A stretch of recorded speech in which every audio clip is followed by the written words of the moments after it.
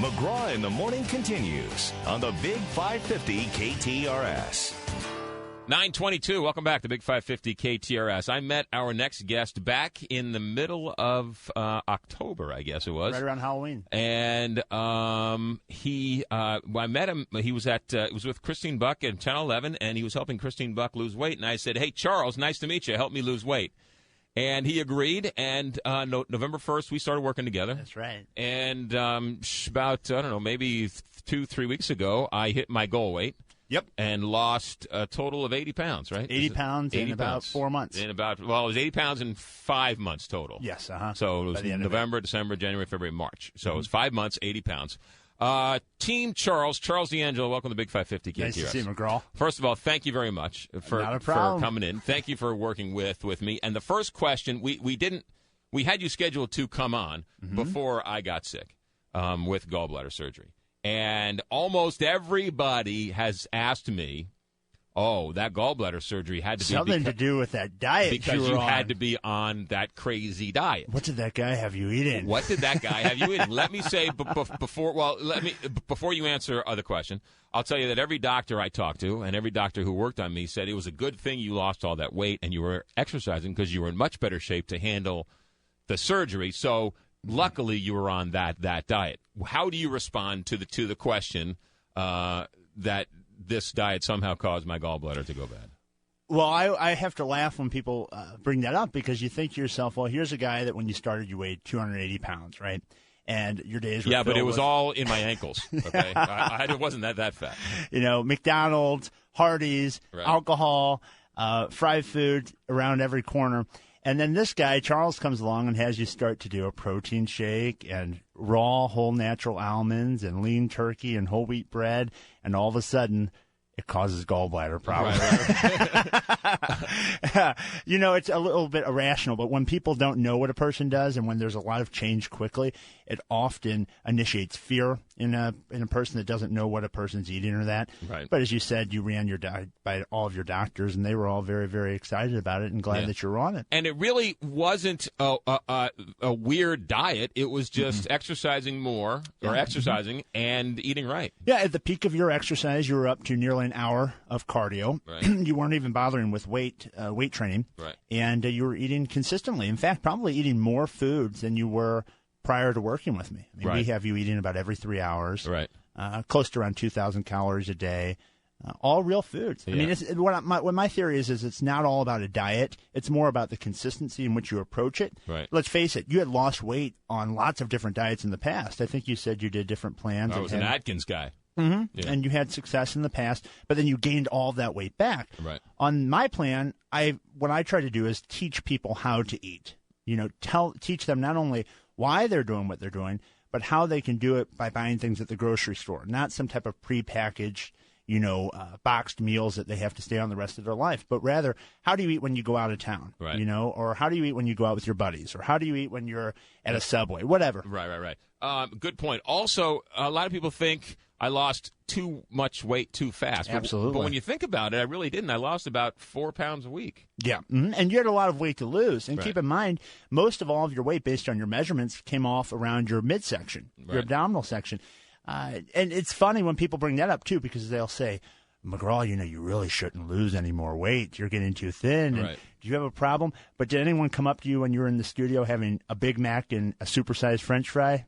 Not so much. Right.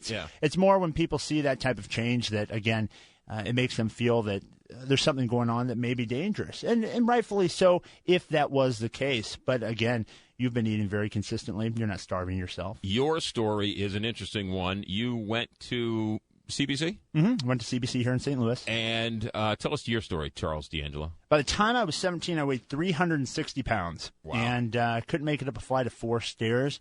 I didn't have any energy. I had no social life. I didn't feel good about myself at all. And I had just gotten sick and tired of being sick and tired. And I decided I was going to start eating right, start exercising. I joined a gym. I researched as much as I could on healthy eating, on talking to people that had the quality of life that I wanted. In other words, people that were fit, people that had energy, people that really, really looked the way I wanted to look and led the type of life I wanted to lead. And I tried to model them. I learned as much as I could from them. After 2 years, I lost 160 pounds in 2 years. So, in fact... Do you still have your gallbladder?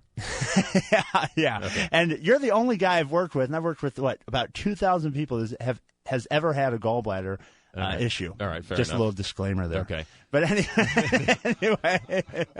anyway, so after I lost the weight, I got certified as a sports nutritionist and as a personal trainer.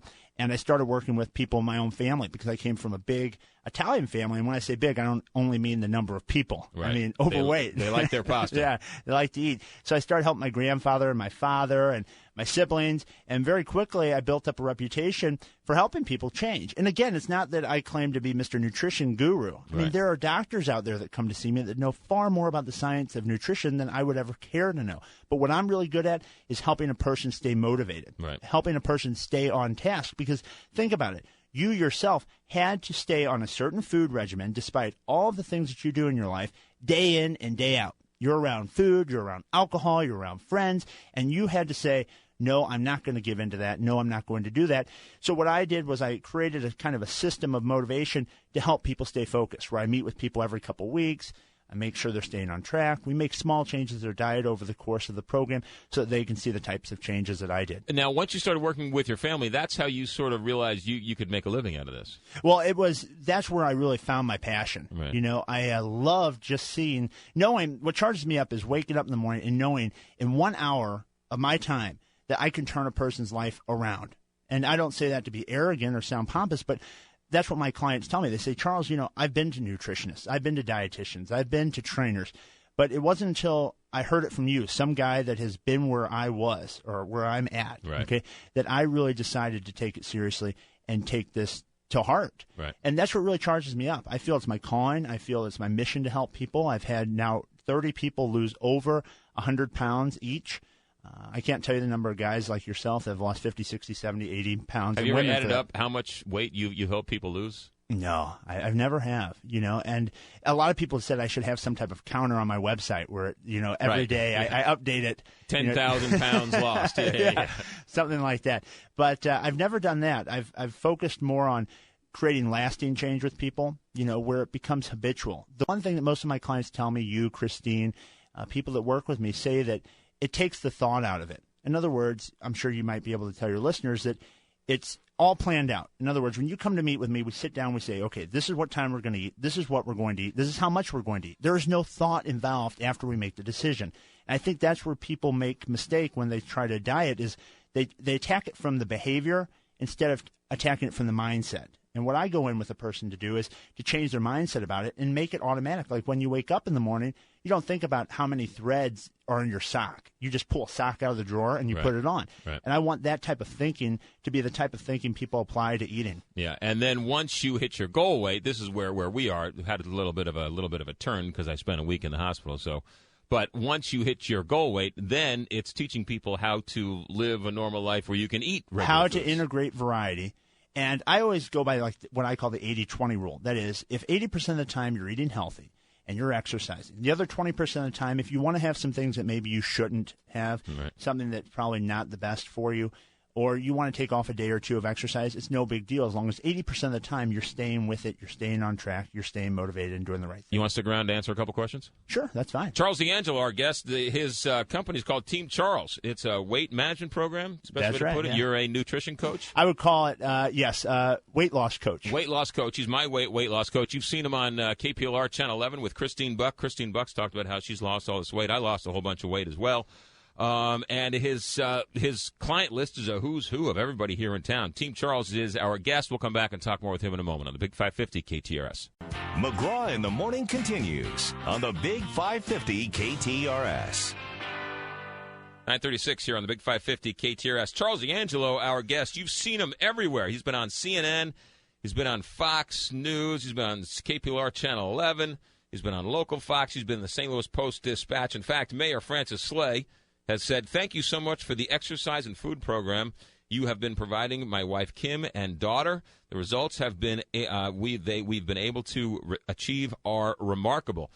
Charles D'Angelo is a weight loss management program here in town, and Deb Peterson's called you our very own Jared. I don't know if that's a compliment or not, but I think I'm much better looking than Jared. Clearly I have much agree better with that. tan too. Now, when I first met you, I wasn't necessarily thinking about losing weight, but I kind of wanted to lose weight. And, you know, we've all been there where, you know, you go run a mile and then you're like, oh, I just ran a mile and now I can order a pizza. Yeah. And so I think last summer, as I was trying to lose weight, I gained 10 pounds and was like, this isn't working. I got to go. I cannot do this myself. I need somebody to help, which is why when I found you, I was so glad I did. Give people a sense of what happens when you first meet them for the first time. Well, the whole first meeting is just to clarify whether or not my program's even for them. In other words, you know, I'll be real blatantly honest.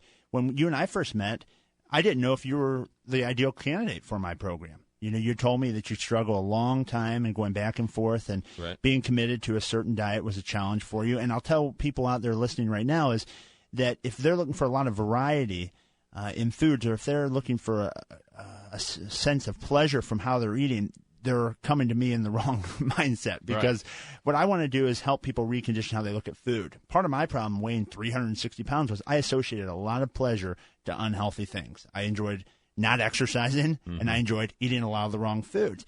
And to get to the root of change, you have to look at how are you looking at foods? What are you trying to get out of it? I mean, oftentimes you weren't coming to me saying, Charles, you know, I start slobbering when I see a piece of chocolate. It was out of convenience that you're eating a lot of the foods you're eating. Right. So all we had to do with you is we had to sit down and say, okay, let's think ahead for the next just 14 days. Okay, what do we got going on? What's your schedule like? What times can you eat? Okay, are you eating breakfast? Half the time you weren't eating breakfast. You were skipping things. So we have to clarify, number one, in the first meeting, what's your lifestyle like, and are you willing to negotiate it so that you can make the program part of your life? You have to be willing to make it a must. If a person's not ready to make it a must and to really be serious, they're not going to have long-term success with the program. They may while they're working with me, because they know if they have the accountability of having to show up and that I care and that I'll see them through it. But as soon as Charles disappears, well, then we don't want the results to disappear. So it's more about reconditioning how you think about foods. What about exercise? Exercise is very simple. All I have my clients do is start with a very light cardiovascular workout.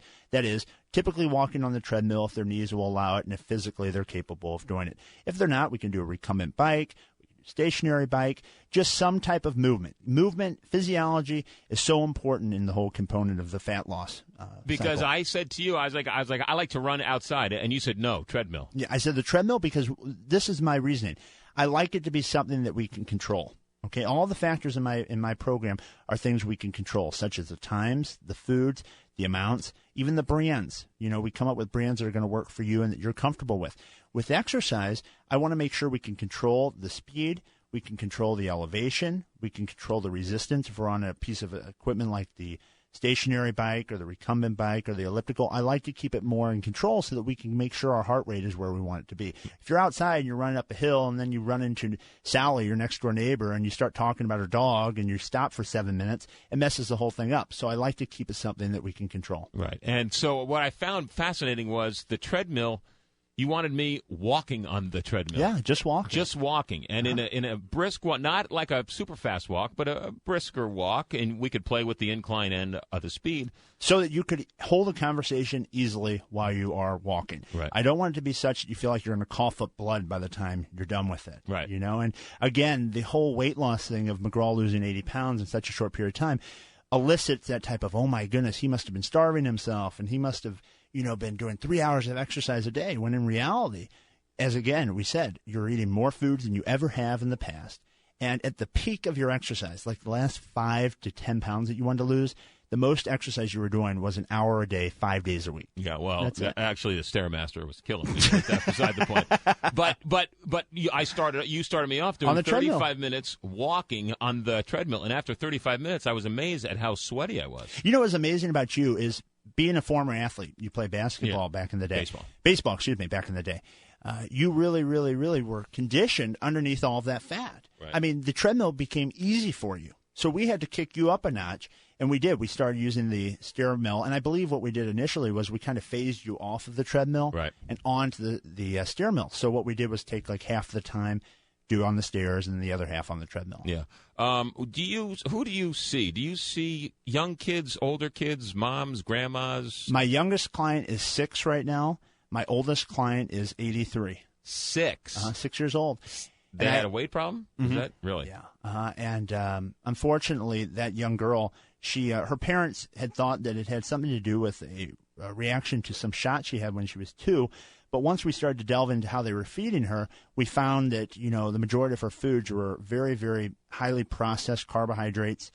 When she was having vegetables, they would put 3 to 4 tablespoons of honey in with the vegetables to try to help her eat the vegetables. So they just didn't have the knowledge of what they were doing. They thought, well, it's a vegetable, right?